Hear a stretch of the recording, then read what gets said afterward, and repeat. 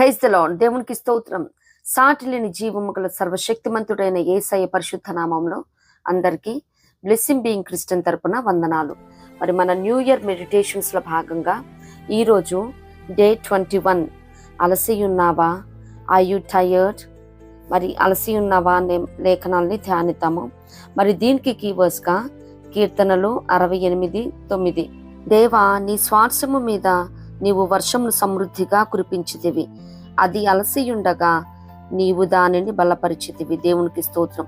ఆయన శ్వాసం అలసియుండగా ఆయన బలపరిచే దేవుడే ఉన్నాడంట. దేవునికి స్తోత్రం. హల్లెలూయా.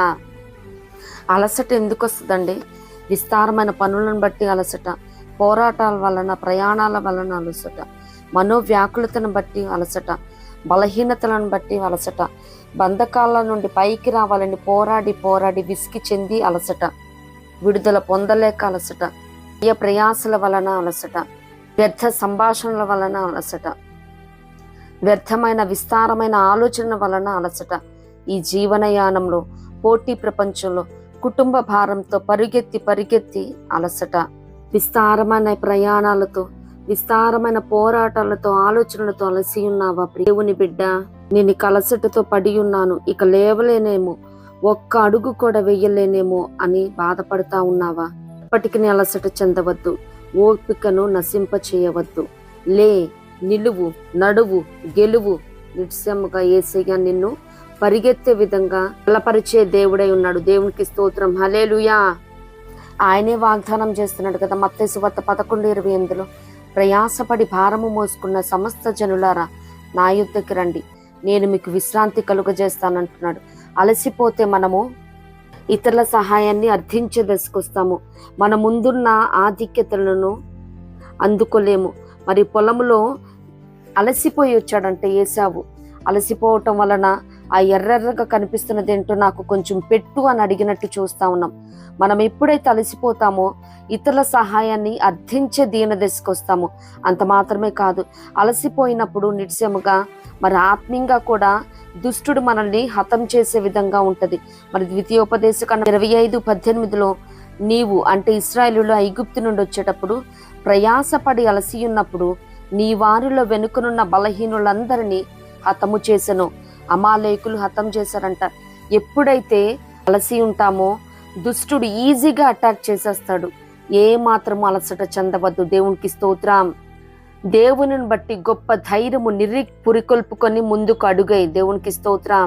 లేఖనాల ప్రకారం అసలు అలసట ఎందుకు చెందుతామంటే, మూల్గుల వలన అలసట చెందుతామంట, మొర్రపెట్టుట వలన అలసట చెందుతామంట, అలాగే విస్తారమైన యోచనను బట్టి అలసట అంట. మరి ప్రయాణం వలన ఆనాడు దేవదూతలు, అబ్రహామును దర్శించడానికి వచ్చిన దేవదూతలు చెట్టు కింద అలసట తీర్చుకోమని చెప్తా ఉన్నారు అబ్రహాం గారు. అంత మాత్రమే కాదు, యాకోబు బావి యొద్ద మరి యేసే సైతం ప్రయాణం వలన అలసిన రీతిని అక్కడే కూర్చోవటం చూస్తాను. అలసట తీర్చబడాలంటే అబ్రహాం గారు చెప్పినట్టు చెట్టు కింద కూర్చోవాలంట. చెట్టు మరి నీతిమంతుడికి, యథార్థవంతులకి సాదృశ్యంగా కనిపిస్తా ఉన్నది. 92వ కీర్తనలో చూస్తాం కదా, నీతిమంతులు ఖర్జూర వృక్షము వల్లే మొవ్వవేయుదురు. అలాగే మరి యెహోవా మందిరంలో నాటబడిన వారే వారు మన దేవుని ఆవరణములలో వర్ధిల్లుదురు. దేవునికి స్తోత్రం.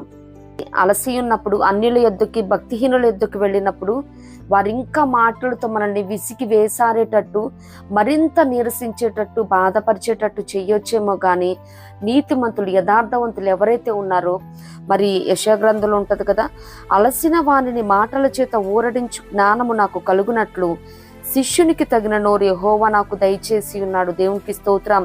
అటువంటి వాక్కులచే మరి దేవుని లేఖనాలచే వారు మనల్ని బలపరిచేవారై ఉన్నారు. దేవునికి స్తోత్రం.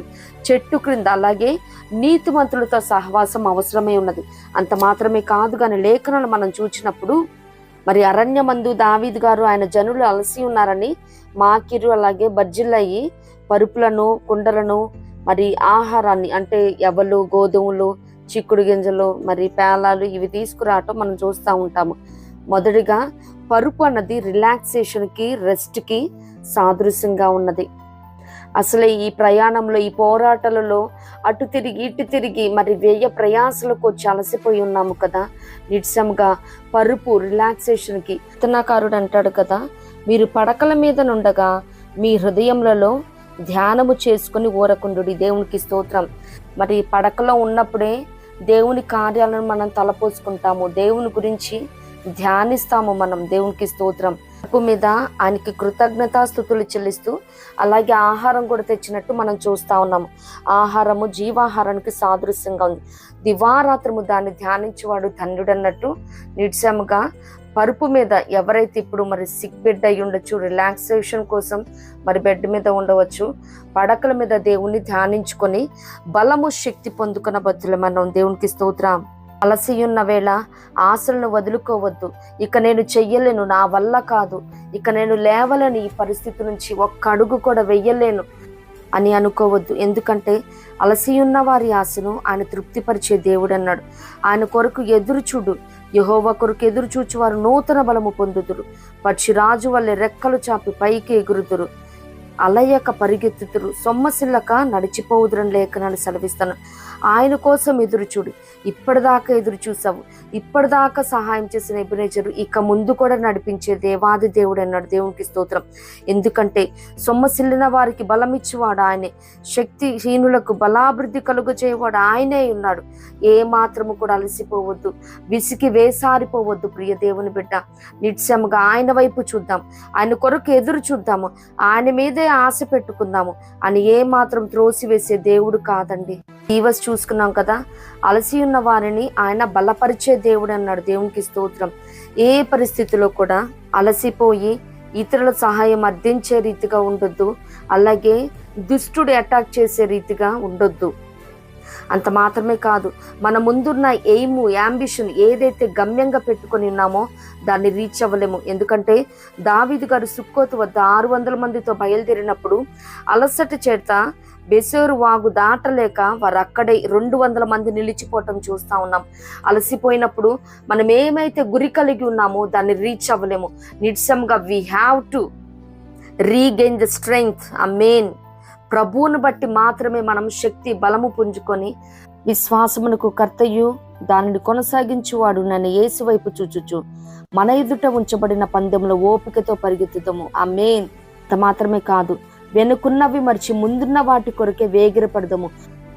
అలసిన వేళ మనుషుల సహాయం కొరకు ఎదురు చూడక యెహోవా కొరకు ఎదురు చూద్దాం, నూతన బలం పొందుకుందాం, అనేకులను బలపరచుదాం. ఇట్టి కృప ప్రభు మనందరికి అనుగ్రహించును గాక. ప్రభు కృప మనందరికి తోడైండును గాక. ఆమేన్.